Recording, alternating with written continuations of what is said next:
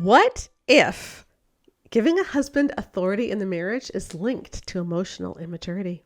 Hi, I'm Sheila Ray Gregoire from BearMarriage.com, where we like to talk about healthy, evidence-based biblical advice for your marriage and your sex life. And I am joined today by my daughter, Rebecca Lindenbach. Hello, hello. And this is a great week, and this is a terrible week for us personally. Yes. So it is a great week because next Tuesday, our new book, The Marriage You Want, launches. And I'm really excited about that. We have put so much work into it. This is the book that I just pray will change the Christian conversation about marriage because it's healthy, it's safe, it's evidence-based, it's everything that I ever wanted in a marriage book. Well, and it's also written in a way where if you have friends who are still kind of really in that like traditional churchy Christianese kind of situation, it's not going to scare them off immediately. Yeah, right? like it's not Great Sex Rescue for those of you who have read Great Sex Rescue. And I love Great Sex Rescue, but this isn't about tearing down what's come before. This is about, hey, if we're going to build something healthy from the ground up, what does it look like? Yeah, you need both. You need Great both. Sex Rescue and The Marriage You Want. They're totally different books. So that launches on Tuesday, and you know, it's like you're always on tenterhooks when you have a baby launching into the world, and so we're just hoping that people buy it and love it, and we're so excited to hear what people are saying. And we've already got some reviews coming in on Goodreads from our launch team, which is really exciting. This is also a terrible week. Yep. For us, which is why my husband, who's the co-author of The Marriage You Want, is not here with us this week, because last Friday, my father-in-law passed away. Yeah. Your grandfather. Mm-hmm. Yeah. And so, if any of you read the newsletter, you already know that. You also know that's why we didn't have a Friday video this week. Yes. We were not really in the mood to record one. Yeah. So clearly we're in the mood now and we can record now. Sorry, that was a little sarcasm. No, we'll be okay. We'll be okay. We're still just in the weepy. You know, everyone who's lost someone important to them knows how that is. You're in the weepy zone for a while. Yeah, I feel so. And he passed away. It was a long time in hospice. It was just a very, very, very tiring week. And he lasted a lot longer than people thought he was going to. So it was just exhausting for his 4 boys. And he passed away on my mother-in-law's birthday. Yeah. Yeah. So I think he just didn't want her to be alone on her birthday. So he lasted till then. Anyway, so that is what we are up to this week. So we have the funeral tomorrow. When this comes out, it'll be tomorrow. And so Keith's preoccupied with that. So he will be joining us for the podcast next week, I think, but we're giving him a little bit of time off right now to be with his family. And just to do nothing if he needs to do nothing. Right. And so, Rebecca, you were here. Now, we had planned, we've been going through the book week by week, looking at different chapters and different aspects of it. And we covered responsibility. We covered the unfairness threshold. We covered the marriage hierarchy of needs. We covered mental load and housework. We covered balance and all that wonderful stuff. And we were going to move into emotional connection and resolving conflict. But I wanted to save those for when Keith is here. So I think we're going to do this in a couple of weeks. And instead, I was talking to you about, well, what could we riff off of? What could we talk about, you and me together? And one of the things that I thought was really interesting when I was flipping through the book recently, was, and I had never really seen this before, but this is a visual thing. And our book is filled with charts. There are so many charts, like way more than in Great Sex Rescue or She Deserves Better. And different kinds of charts too, because we did a matched pair survey for this, which means that if a wife said something, we could see how that affected her husband. Or if a husband said something, we could see how it affected the wife. So we have a lot of charts like that. And for a lot of different aspects, we look at how this one thing affects 6 different areas of marriage, like how it affects decision-making, household management, health outcomes, friendship with your spouse, sexual satisfaction, and emotional maturity. And one of the things I thought was so interesting is when we look at what happens if you believe when you get married that your spouse has a tie-breaking vote, and normally that's that you think that your husband has the tie-breaking vote. So what happens if you think the husband has the tie-breaking vote when you get married? And when you look at this, it has effects on every area, negative effects on every area. But boom, boy, does it correlate with emotional maturity. Yeah, emotional immaturity. Yeah. Yeah. Like this seriously impacts emotional immaturity. Yeah. So if she believes at the time that she gets married that he should have a tie-breaking vote in their marriage, both the wife and the husband are more likely to score low on or to have a lower emotional maturity score. Yeah. Yeah. So they're going to have more outbursts of anger. They're going to be more passive aggressive. They're going to be more easily overwhelmed by their anger. They're going to say, my spouse is not a cheerful person. Yeah. So this is a marriage where people are angry. They're not cheerful. Yeah. They're passive aggressive. Like, that's not good. Yeah. It really increases your chances of being in that group. And so I thought that we could talk about why. Because you said something in I think it was last week's podcast, kind of like a throwaway line. Or no, last week's was Joanna and I talking about acts of service. So it must have been 2 weeks ago, but you did a throwaway line. And this one throwaway line, I had so many people commenting on it, but you were saying that a lot of the boomers grew up and parented out of trauma. Yeah. From both the Great Depression and the war. Yeah, and the Vietnam War. Like, they just went through a lot. Like, the boomers actually did go through a lot. Like, the boomers do get a lot of crap, and rightfully so. Yes. Sorry, boomers. But also, they went through a lot. Right. And so I want to trace this through history to show you why I think this emotional immaturity thing is here. So let's just take a step back. Let's leave this chart aside for a minute. And if you're on YouTube, I think Connor's going to show you the chart that I'm talking about, and you can see why emotional immaturity really factors in here.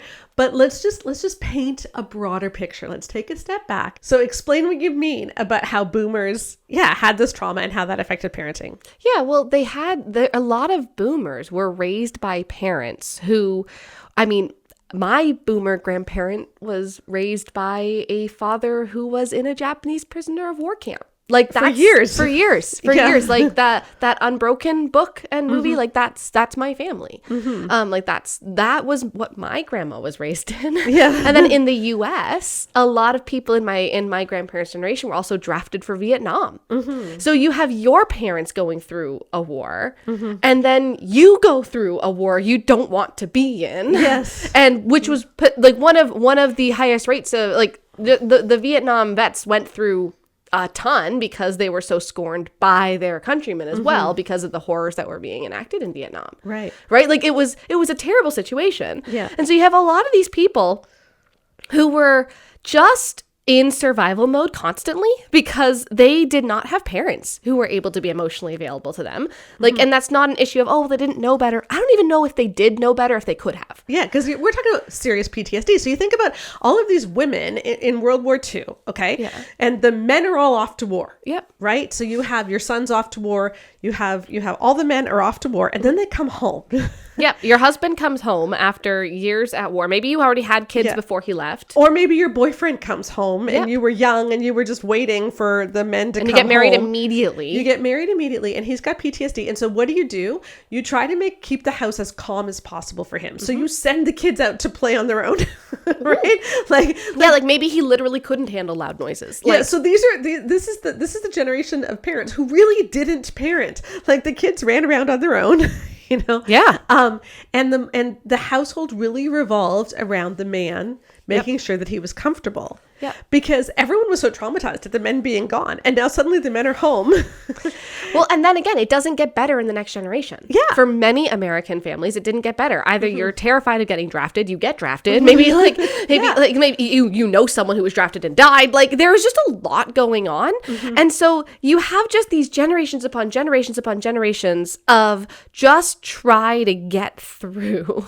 Just try to get through on when you've been running on empty emotionally, when you have been handed not just an incomplete tool set, but like an actively sabotaged tool set. Yeah, you got PTSD out the wazoo. Well, and not just that, even if you don't, your caretakers did, your society frankly did. Yes. And even if you don't personally have PTSD, you might have survivor's guilt. You might have, maybe you weren't able to fight because of disability or sickness. Which was my grandfather. Yeah, exactly. Yeah. And then you have to live with knowing all these people who went and died and you didn't, and that wreaks havoc on the mental health. Like there's all sorts of stuff that happened for generations upon like in a row. And then is it any wonder that it's kind of all focused on these quick fixes, these rituals, these just do the right thing and everything will be okay? Yeah, Like, because all of these people were raised by parents who really couldn't be emotionally present for them. Yep. So a lot of people grew up with very anxious or avoidant attachment styles. And attachment styles are super interesting. If you ever want to read about them, there's some great books on attachment Sue Johnson, styles. I think, does a lot on attachment Yeah, and connection. Sue Johnson, hold me tight. I think Yeah. so. Yeah. So a lot of people grew up with avoidant or anxious attachment, Or we're just completely neglected emotionally. right. Yeah. Right. And so what do you do if you have avoidant or anxious attachment? You look for certainty. Yes. You want your life to be certain, and Yes. you want to put it in boxes, and you can't handle chaos. You can't handle nuance. And at the same time, these women could not get divorced in the same way. The protections did not exist. The society was totally different in how it handled divorce. It was much more difficult to leave a difficult marriage. There were not financial protections. It was harder to get good employment as a woman. There was this was a tougher point to have options. And so it's kind of like grin and bear it, pray, and I guess you'll get your reward in heaven because that's the best we can offer you. Right. It's not the best we can offer anymore. No, it isn't. It isn't. It it's absolutely not. isn't. But a lot of people grew up in these families with anxious attachment. And so where did they gravitate to? They gravitated to churches that offered them certainty. Yes. So everything was formula based. Yeah, they didn't have the emotional space for nuance. Right. And so like you gravitated to the James Dobson strong-willed child Yes. parenting. If you spank your child 27 times a day, they are 27 times less likely to go to hell. Right. Right? Like, yes. more you Yes. spank, the less hell. Yes. Right? Like, Yes. whatever the formula is. Yes. And I think those types of attachment styles often gravitate to abusive churches too, because they gravitate to churches that are in control over you because people don't want to have chaos. Yep, exactly. It's kind of like the take the devil you know situation where it's like, well, it might suck, but at least I know what it is because I can't handle the unknown, even if the unknown could bring something better. Right. The anxiety is just too high. And so because of that, often people who have grown up with anxious or avoidant attachment often gravitate to areas where they get to control others. Yeah. And so men especially will gravitate to churches where they are told, hey, you get to be in control. And this isn't you being selfish. This isn't you being wounded. This is you being godly. Yes, it's masculine. It's biblical masculinity. And so the men who often have attachment disorders gravitate to complementarianism. And that is what we found. And complementarianism, we're going to be talking about complementarianism in this podcast, but complementarianism is basically the belief that God created hierarchy in marriage. Yeah. So he made men to be in hierarchy over women in marriage. A lot of people think complementarianism means that like the sexes complement each other. So, they're different. No, mutualists, egalitarians believe that as well. Yeah. The sexes yeah, are not. exactly. My husband and my roles in our family have been very equal in terms of our power in the relationship, but have been very dictated by our actual sex. Yes. Because only one of us could nurse in the middle of the night. Right. So it's not about gender roles, it's about authority. Okay. Because our research found that acting out traditional gender roles, so when she stays home with the kids and he works outside the home, that's fine. So is both of you working. Like what you do isn't necessarily negative. The problem comes when you believe that one is God ordained. Yeah. So when you believe that gender roles are God ordained, then we start to see negative outcomes. Next Tuesday, The Marriage You Want launches, and our launch team has been busy reading early copies of it, and we've got about 60 or 70 reviews now on Goodreads, which is awesome. And I want to read to you just a couple. One man wrote, "My wife and I have never come across a better Christian marriage book. Based on real data, scripture, and research, this book challenges the reader to build an intimate and passionate marriage of friendship and mutuality. It has helped both of us connect deeper as a couple and to understand all the small elements that combine to make a great marriage. Hint, it's not about ascribing to gender roles like so many gimmicky Christian books. Rather, The Marriage You Want is teaching us how to build an amazing friendship and to love each other like Jesus. This is what the true foundation of a God-honoring marriage should look like, and this profoundly thought-provoking book will teach you how to build a wonderful marriage and relationship from the ground up." So I love that. So pick up The Marriage You Want today.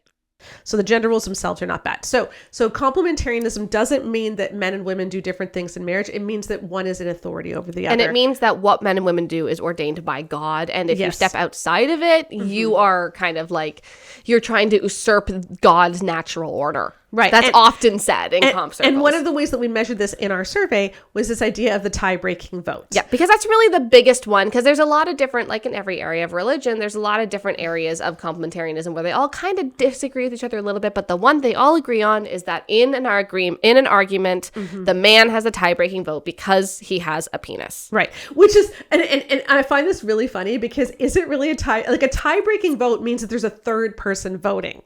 Yeah. Right? No, but his penis votes. Yeah. So he votes, she votes, and then his penis votes. Yeah, I guess that's why she can't have it, Mom, because she doesn't have a penis. That must be what it is. Yes. That's why, because see, women have boobs. There's two of them, so it doesn't break the tie. The man only has one penis. Sorry, this is way too much. I don't know if you're going to let this stay in. Anyway. But no, because, what if the boobs disagree? Then you're in the same situation as before. But like no, seriously though, the whole idea of it being a tiebreaker when there's only two people, basically all it means is that he gets what he wants.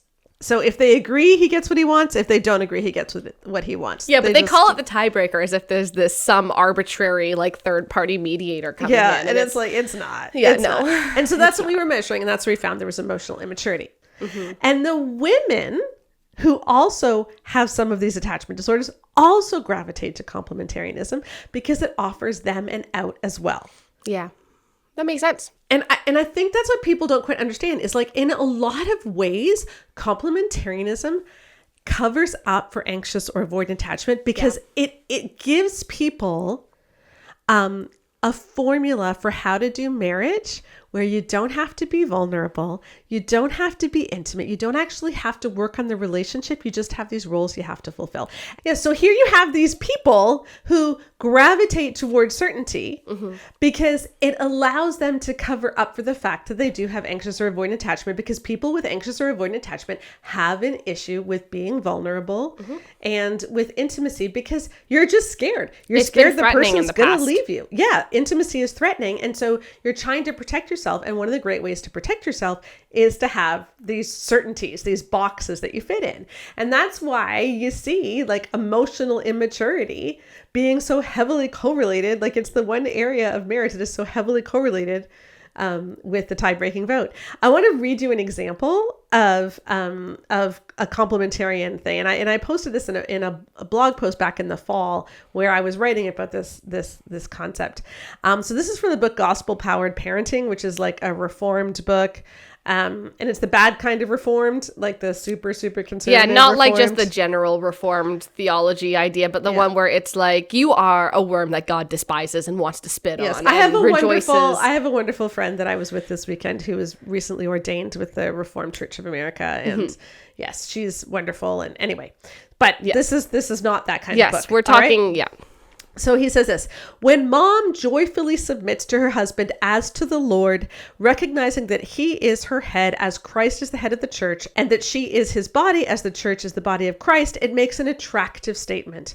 When she does this for an unworthy husband, not because she trusts him, but because she trusts Christ to care for her, it points her children to Christ. Her behavior says, Christ is trustworthy. It says, the Son of God is infinitely good. You can trust him. My father is very imperfect, but mom trusts Christ to take care of her. If she can trust Jesus this way, I can also. Yeah. That's like scary. So it's like, first of all, so literally it's like, oh, so you're going to groom your own children to put up with abusive behavior. Yeah, like that's that exactly actually is what it is. They're not even hiding it. Yeah, that's exactly what it is. If mom can trust Christ to take care of her in this way, I can also. Like, yeah. Like, so I it's okay for me to be in an abusive relationship because mom's in an abusive relationship and she's trusting Christ. Or even if it's not abusive, like it's okay for like to put up with mistreatment and allow people to walk all over you. Yeah. But when you think about that quote, okay? Yeah. Could an emotionally healthy person ever have written that? Like, I just don't think so. No. And this is the thing. You read so many of these books and you realize an emotionally healthy person could not write that. No. Like, I think about Kevin Lehman's quote, about how her period is a difficult time for her husband. Yeah. And so she learned to give him hand jobs because faithfulness is a 2-person job. Yeah. Like, could an emotionally healthy person have written that? Like, I really don't think so. Could an emotionally healthy person have said what Emerson Eggerichs said about a relationship? How what men really want is for a wife to not say anything and just sit there and watch him paint a wall. Would an emotionally healthy person have said that? Yeah. No.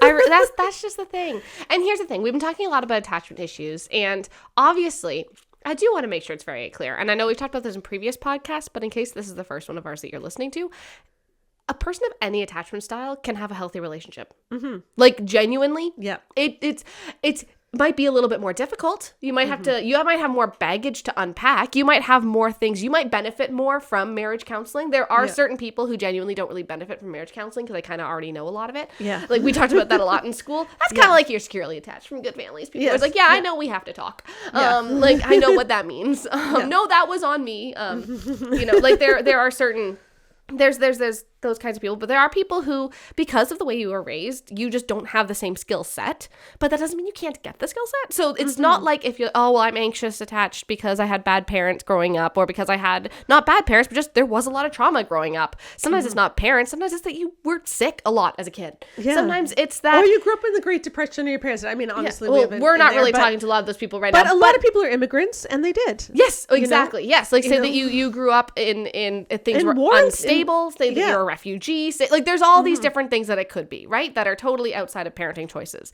Right. Doesn't mean that you're doomed. Doesn't mean that at all. It just means that typically we have kind of biases in how we act and how we react to relational stimuli. That's really just how this attachment stuff describes is what's your default? Is your default one that comes from a place of believing the world is inherently good and safe? Yeah. Or is your default coming from a place that taught you from a very young age that you are in danger, you need to protect yourself, and that others are probably going to abandon you?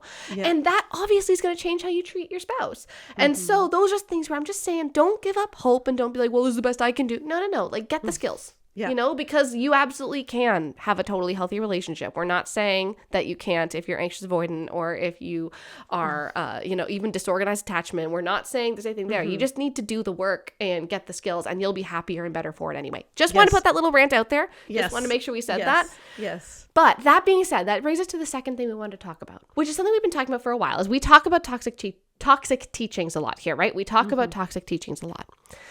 And toxic teachings affect us in a lot of different ways, right? And they put people on different trajectories for different reasons. And this is where we have to talk about what we call multicausality, or like this is where in research, this is a really common thing where like something leads to the same outcome, but for different reasons for different folks. That happens a lot of the time. So the way that we've kind of started to conceptualize it with doing all this research and doing all these focus groups and talking to, at this point, thousands of people right. about this stuff is there's like roughly like 4 categories of people. Okay.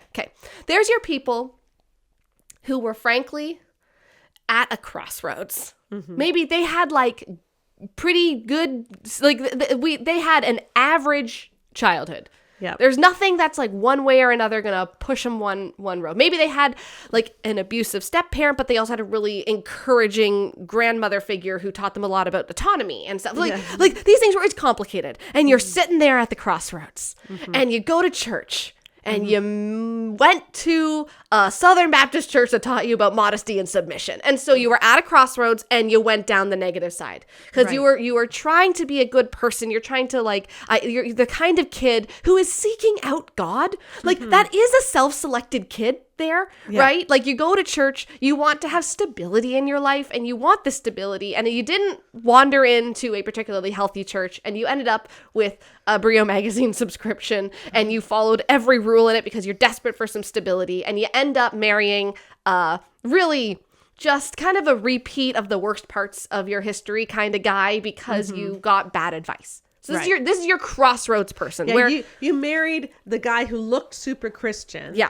Because he was super confident and he quoted Bible verses and everything, but he really didn't. Like we display talked to kindness. one woman when we were interviewing for She Deserves Better, whose secular family taught her a lot about consent, and then she started going to. She was sexually assaulted as a child, but then she started going to church, and so she had her secular atheist family teaching her about consent, and then the church was teaching her if you have sex with someone, your body remains a part of them forever, and she ended up experiencing quite a bit of sexual assault that was perpetuated and she didn't feel she could talk to people about because of the church's teaching. So that's the idea of like this crossroads where you have the two teachings, and if you hadn't had the negative ones from church, you would be in a different place today. Right. Okay. So it really was the teachings that got you going in the wrong direction. Yes. It was the teachings Exactly. itself. So there's some those ones where it's kind of like clear cut. There's other people where like they got like they were on their path for like 100% great life. And then the teachings kind of knocked them down to like an 87. But for the most part, they're okay. Yeah. Right? We saw a lot of those in our data as well. Yeah. Right? The teachings absolutely harmed them. So those are like the first two groups, right? Whereas people where the things that they wanted and what they chose from life was genuinely because of what the church said. They had an alternative, and the church put them in a new direction from where they're originally going. Okay? Right. The crossroads, they chose the fork. Yeah. Or the people who were always kind of going in a great direction and it kind of just blipped a little bit, but they were able to get back, right? A lot of people, this might be a lot of people where like, the modesty rules cause them to have massive self-esteem issues, but like they're kind of working through that, and they still married a really great person, and they still understood the character above all else, and like the kinds of people where they end up in really great relationships, but there was stuff they had to unpack. Right? Okay. Okay, but then there's two other groups, and these two groups are kind of like also opposites of each other. So there's the one group of people who were just never ever gonna buy this stuff. Like in a million years, and ended up totally fine and not really affected by purity culture or these teachings. Right. In the same way, these are your people where their personality was such that they are not going to do anything they don't want to do no matter what. They're not going to buy your crap. They're the ones who, as our prime minister has been saying, there is a snowball's chance in hell that they are going to buy anything that doesn't make sense to them. They're probably your ones who are more naturally independent and contrarian. Yeah. Right. And they just simply don't trust authority necessarily, or yeah. I will say I'm in that category. Anyone who's listened to the podcast knows I'm in that category. Y'all know the first time that I stood up to church authority, I was 10 years old. Yes. Like this is something that for a lot of people, this is kind of in their bones, in their DNA. Right. And there are a lot of people like that. Like if you think about your lot. average Southern Baptist church, I don't think people know this, but studies have shown that the majority of people in the pews in Southern Baptist churches believe that women can be pastors. Exactly. There are a lot of people who actively do not agree with who is in authority. Right. And where they're able to go places, and they are the ones who do chew the meat, spit out the bones, because their natural inclination is, oh, why would you believe that? Yeah. Like, gosh, and no, so, that's and dumb. so for them, the church teachings don't necessarily hurt them because they just ignore the stuff that's harmful. Yep. And they have a level of like self-assuredness, critical thought, and the feeling that they are allowed to use said critical thought. That Now, we still think you should not go to a harmful church. Absolutely. But the simple fact is there's a lot of people in harmful churches who don't believe the harmful stuff. Also, I mean, I went to harmful churches. I was not personally affected by teachings, but I was affected by the constant betrayal of leadership, right? Yes. The teachings didn't really affect me. No, it was the leadership. But on the other hand,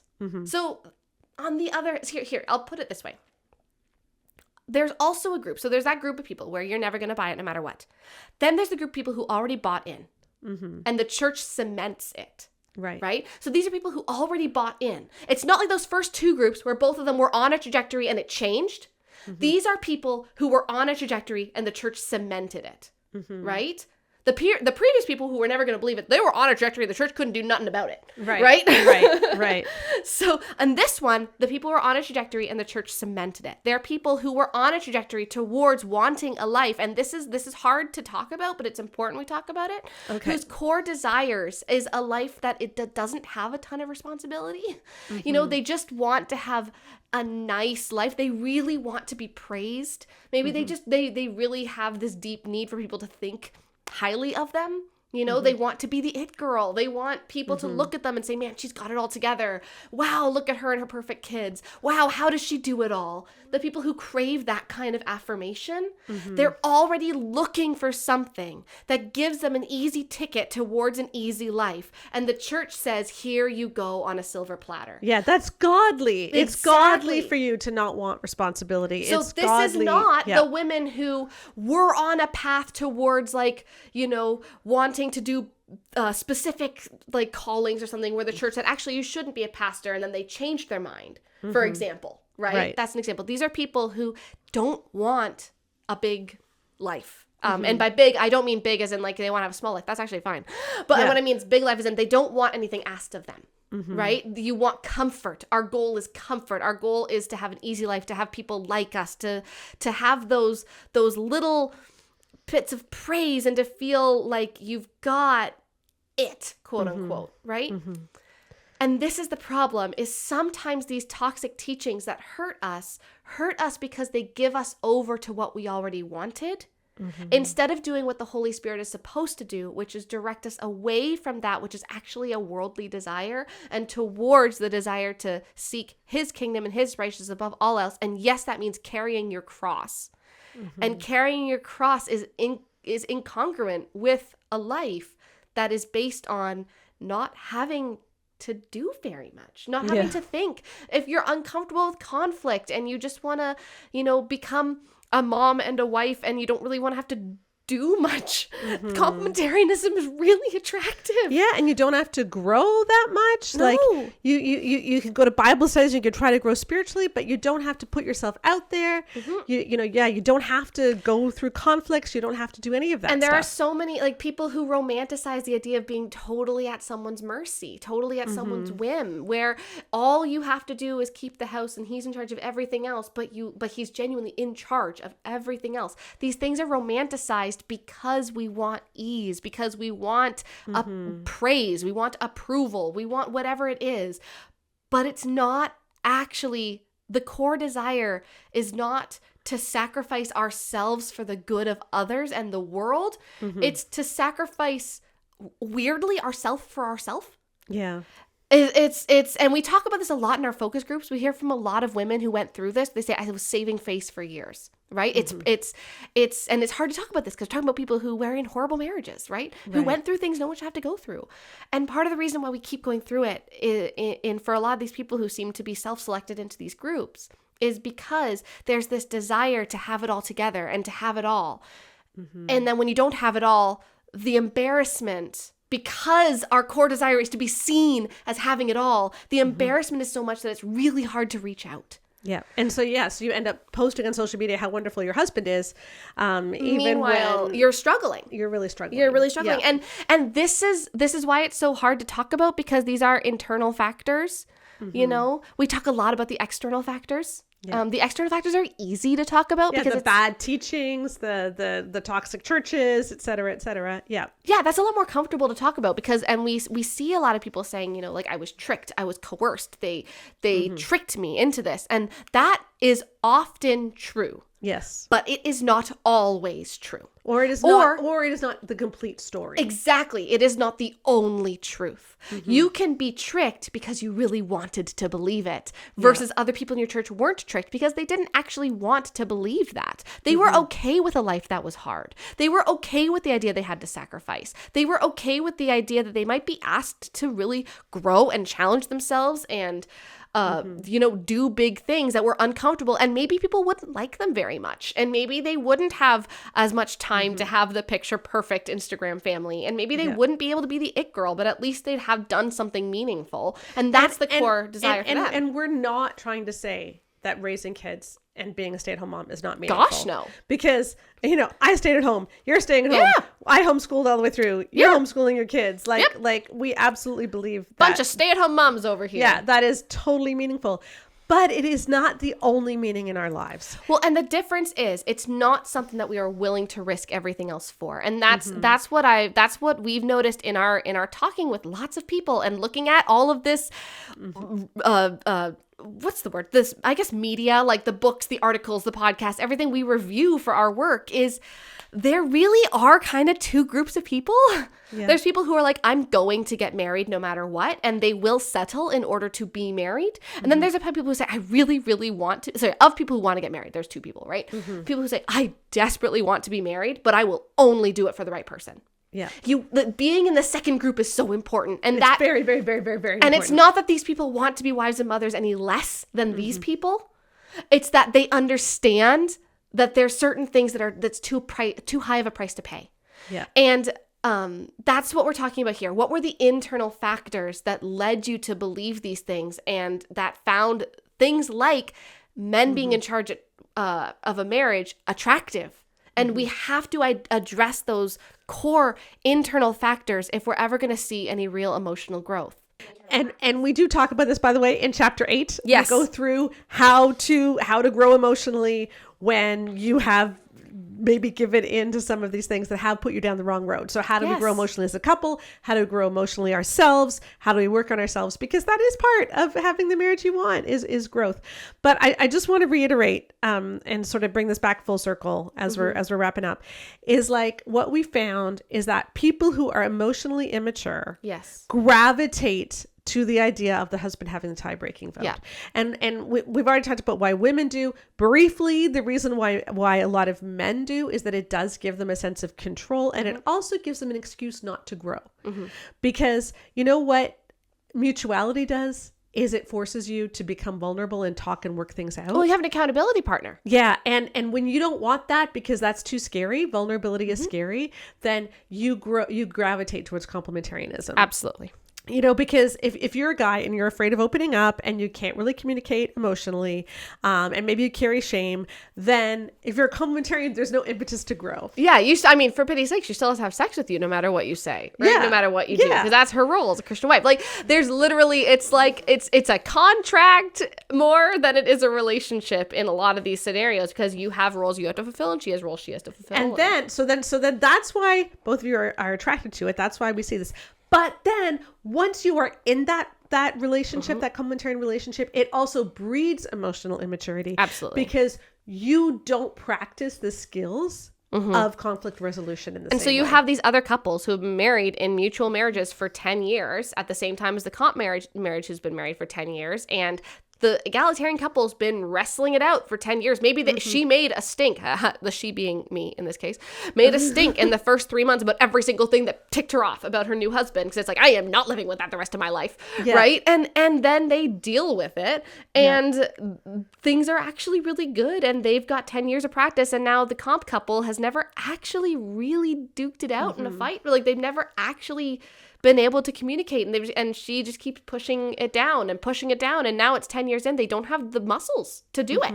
They don't have the relational muscles. They have atrophied. They haven't worked them out, and so now it's even harder. Right. And this is something which I get into debates all the time on social media with people, because I'll say, you know, most people don't need a tiebreaker. Yes. The majority, 78.9% of Christian couples function without a tiebreaker, and they say, well, that isn't possible. And it's like, yeah, it isn't possible for you because you've never used those muscles. Exactly. And that's where we see a lot of this emotional immaturity coming in, emotional dysregulation, where people have anger outbursts, et cetera, because you haven't had to work on that mutuality.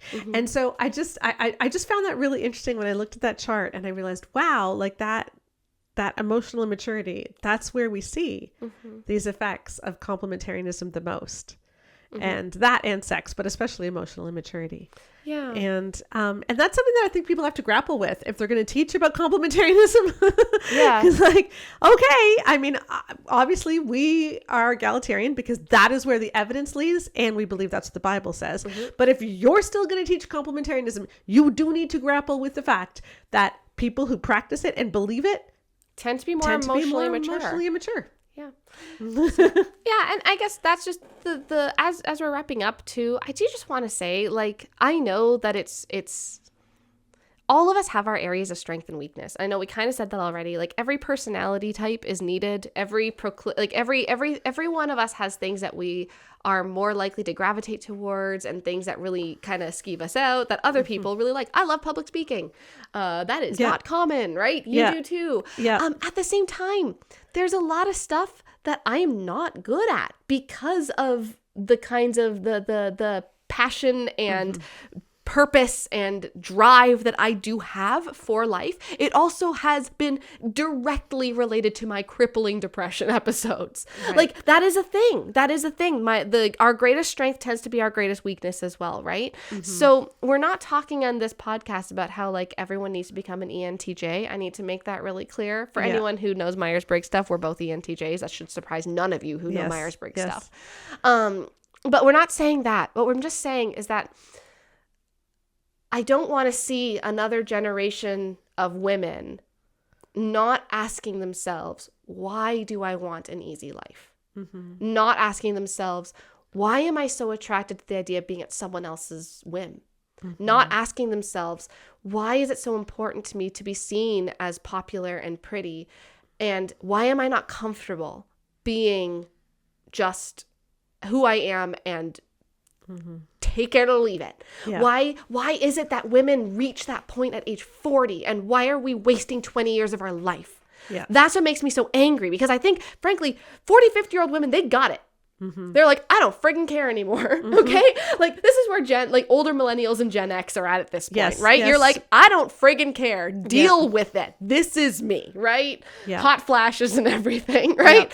Like, but so many women, we are wasting our 20s and 30s worrying about being pretty, being popular, being good enough, having people like us. And then we hit 40 or 50, we stop caring about it, and then we look back and all those wasted years. I don't want to see any more wasted years in this generation. I don't want to see decisions that are made based on things that aren't going to matter in 15 years anyway.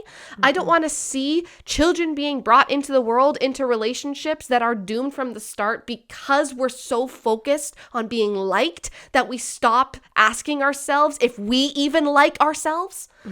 I don't want to see that anymore. And those are the internal forces that are giving power to these patriarchal messages. Because as long as women are convinced to hate themselves unless they're perfect and unless we look perfect to other people, and as long as women accept the idea that we should judge ourselves based on if other people think we're popular enough, they're going to keep winning. We all just need to have some menopausal energy. When you're young. That's what I'm saying. We just need to accept that, like, at some point, we're all going to be menopausal anyway. So why are we wasting our 20s and 30s bending over backwards for standards that we're not even going to care about in 10 years? Amen. Absolutely. Can you tell that Becca's passionate about this? Seriously, this is the one thing that you've been talking about for years that we've never talked about on this It's also podcast. because I'm a psychology major. And so you really wanted to say this. And yeah, I'm glad you got to. Joanna has something that she really wants to say. Okay. So we are going to turn now to Stats with Joanna, and Joanna's going to come on just for a few minutes and talk especially about something from the podcast last week. Well, it is time for Stats with Joanna. Hello, Joanna. Hello. Hello. So we are talking about emotional connection, which is at the very end of the book. So as you know, the book is based on the acronym BARE, so BARE. So we talked about balance in the podcast. We talked about the marriage hierarchy of needs that falls into balance. We talked about affection and date nights and feeling connected. We talked about responsibility and what happens when there's unfairness in the marriage. And now we want to get to the end of the book where we're talking about how to really feel connected, how to feel close, like you know each other, like you're actually intimate. And I know there's some things that you really want to share about this. So why don't you just jump right in? Okay. So chapter 8 of the book is what we're really talking about today. And I first of all want to point out that we have so many charts and so many graphs in this chapter, and it makes my heart so happy. Yes. Because we're talking a lot about like what actually works, guys. Like what are the things that actually matter? And at the same time, I have been doing a blitz. I am trying to make like Sheila in 2019, where she read all of the marriage books, and I am doing another pass through for another project that we're working on. And I have been reading. Yes. So just let me say, and back in 2019, I read all of the marriage books, and I rated them on our rubric for how it scored on healthy sexuality when we were writing our book, The Great Sex Rescue. And you can get that rubric. It is free. You can download it, and the link is in the podcast notes, and you can see big name marriage books scored on sex. But now you're rereading them and reading some new ones for a different project. Yes. Ooh, super secret fun project that we've been talking about in the Patreon. So go check it out on the Patreon if you'd like to. Um, but I've been rereading all of these books, and I just want to say that I am tired because as we were writing the book, or as I was writing the stats and you were writing this book, that's actually accurate to how it actually went down. Like what were we focused on? Like, we have how does feeling confident that your spouse is going to share important stuff with you? How does that affect how you feel about your marriage? Guess what? To the shock of 0 people, it makes a huge difference if you feel Right. that your spouse is going to share stuff with you. If you're worried they're going to be secretive, that's not a good sign, right? We found that it really matters if you think that you can mourn with your spouse and with other people in your community, but especially with your spouse. We found that it matters if your spouse can emotionally regulate and if you can emotionally regulate, right? Like not being overwhelmed by anger is a really important thing. Yep. Of course. Yes, we found that being able to share your weaknesses with your spouse is hugely Yeah. important. Okay, and these are all again like my personal opinion, very obvious things. Like one of my big concerns going into this book was like, are there going to be interesting stats? Yes. Or is it all going to be like, wow, Joanna, such deep statistics. No one could have ever foreseen that you would say this or that you would find this in the data. And yet, here we are.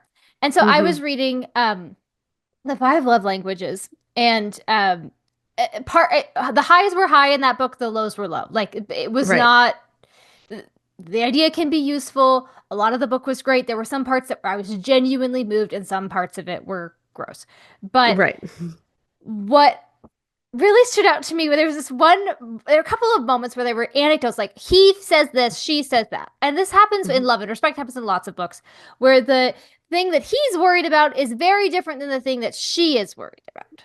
Yes. And Gary Chapman was talking about the importance of your tone and of not making demands of your spouse in the words of affirmation chapter of the 5 love languages. And he describes a man who is asking his wife because he just absolutely loves her apple pies. And so he just would really like her to could you please, honey, make me an apple pie? Right. And this is compared with a woman who is demanding that her husband clean the gutters right away because they really need to be clean and there are actually trees growing in the gutters and you must clean them out. Yeah. And then there was also, you can't be a demanding spouse. You must watch your tone. You did it. And I'm like, you know what? Let's back up. Let's back up. Let's back up. What's justified here? Like, yeah. If there's trees growing in your gutters, I'd be freaking right out too. Yeah, it would be like, look, either you clean them out or I'm going to have to call a company to do it. And we're not going to be able to afford X thing. Like, that's the kind, or I'm going to have to do it and then you will have to XYZ. Like, that's the level of consequence that is warranted from that kind of an anecdote. Yes. And I just am so frustrated because the concern is not, wait, what's actually happening on the ground? What's the lived reality of your marriage? What's justified here? Like, are you justified in giving an ultimatum? Are you justified in making a demand? Are you justified in saying, I will not be treated like this? Or is it, I would just really like an apple pie? Yeah. And then, don't make demands. Yeah, they're so not the equivalent, and it really is amazing. Like what here, I'm actually going to read the quote because let me read the actual quote about the gutters, okay? Because this is wild. The wife who says, "Do you think it will be possible for you to clean the gutters this weekend?" is expressing love by making a request. But the wife who says, "If you don't get these gutters cleaned out soon, they are going to fall off the house. They already have trees growing out of them," has ceased to love and has become a domineering spouse. Like, she's not ceasing to love. There's trees growing out of the gutter. And she's not saying you are an ignorant, horrible person who is lazy and no, all she's saying is this really needs to happen and here is why. Like, problem, reason for it being a big problem. Yeah. But again, the focus is on the tone and how you ask it, and Yes. Yes. especially for women, that women cannot be firm, that women cannot actually share what is truly going on. Okay, there's trees growing out of the gutter. That is an important piece of information to Yep. share. But in Yep. order to but to share something that is super, super bad is somehow not loving and being a domineering spouse. Yep. And I think the problem is that, frankly, it's really easy to tell what tone of voice a person is using, right? Like it's easy to be like, oh, she was being sharp or he Hmm. was being sharp, right? You can hear that. It's pretty simple. There's a yes or no, right, wrong. It's very clear. Hmm. When it comes to, I don't know, sometimes you're justified in making a demand. Sometimes it's right to give an ultimatum. Sometimes it's not. You're going to have to look at your life and think about what's actually justified in your situation because you are a grown up and this is your Hmm. life. And we can give you broad principles and you can then apply them to your personal situation. Yeah. One of those feels really easy, even if it's actually very hard, like as somebody who, I can get sharp when I'm stressed. So like it's not Right, a that's right. not a thing that I find particularly easy, but I can at least tell if I succeeded or failed. Yep. Hmm. But if it's about what is the emotionally mature and healthy thing, what are maybe there are multiple different emotionally mature and healthy things, then which of the options am I going to choose? What is the most wise way to move forward?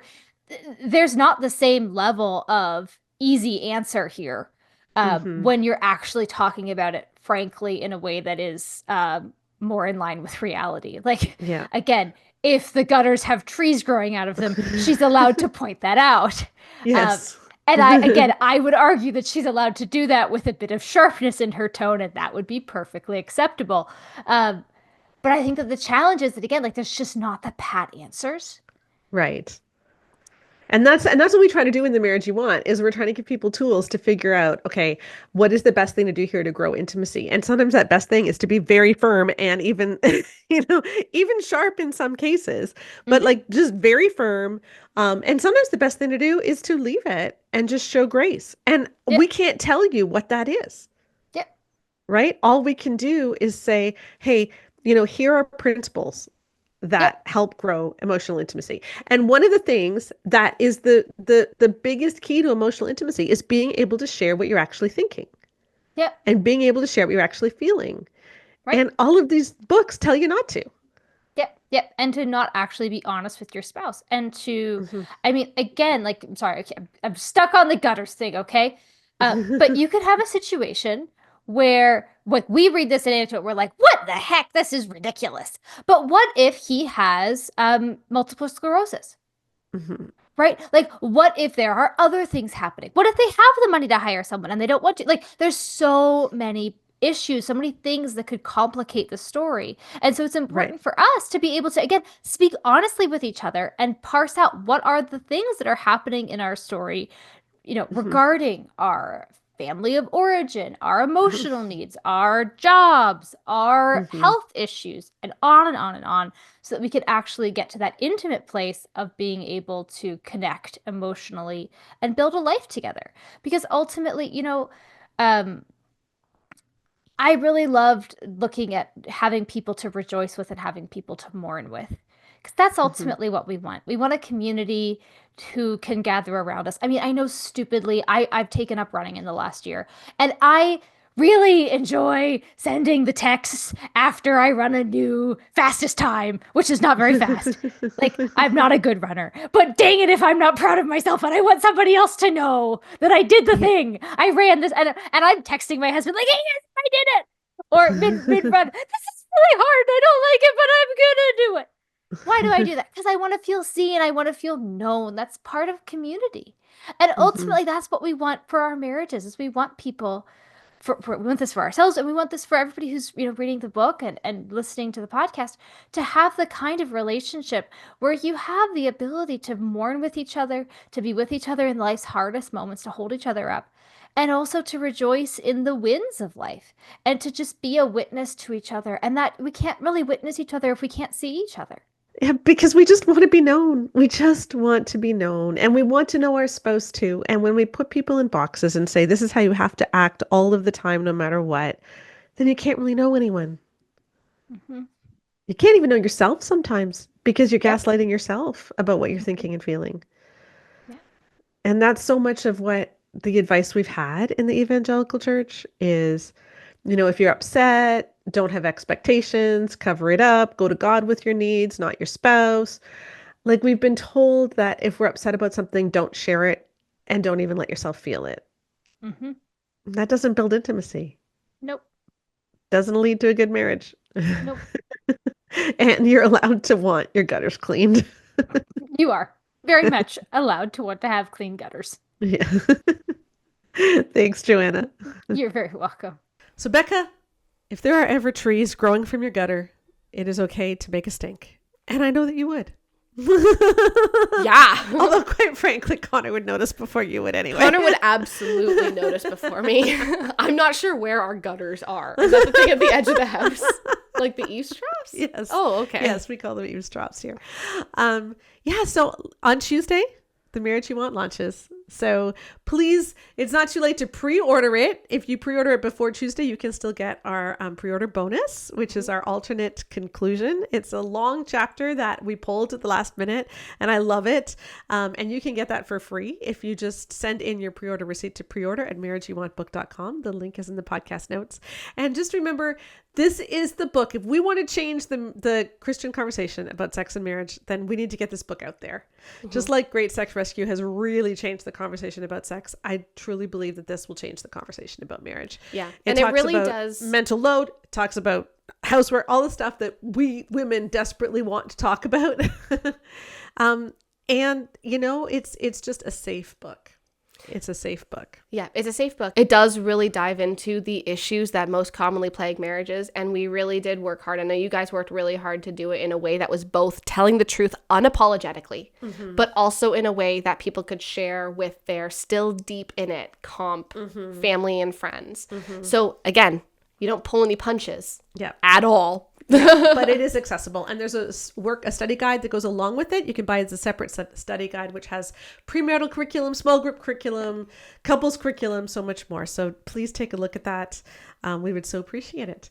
Yeah. And if I could just give one more plug, follow me on social media too. And please subscribe to this podcast. If you are listening to this podcast and you haven't subscribed yet, whether you're listening on a podcast app or whether you're watching on YouTube, please subscribe so that you don't miss anything. We noticed on YouTube that about half of the people that watch our videos regularly aren't subscribed. So please subscribe. It just makes sure that you don't miss anything. It helps us immensely, and it helps get our stuff out there to more people. So hit subscribe and like, and you can find me on other social media platforms as well, on Instagram, on Threads, because again, it just helps our reach and it helps more people find us. Yeah, I know, especially with YouTube, some people say, oh, well, I just don't subscribe anymore because the algorithm doesn't even tell me when my people have posted. It's not about you, fam. It's about us. If you subscribe, it helps us. So even if you're like, oh, well, it's okay, you always come up on my algorithm anyway, subscribe just because we asked you to. Let's be very clear here. I'm not trying to make your life easier. I'm trying to help you make our life easier. There you go. So there. So subscribe and pre-order The Marriage You Want and tell other people about it when it launches next Tuesday. So thank you so much, and we will see you next week on the Bare Marriage Podcast. Bye. Bye-bye.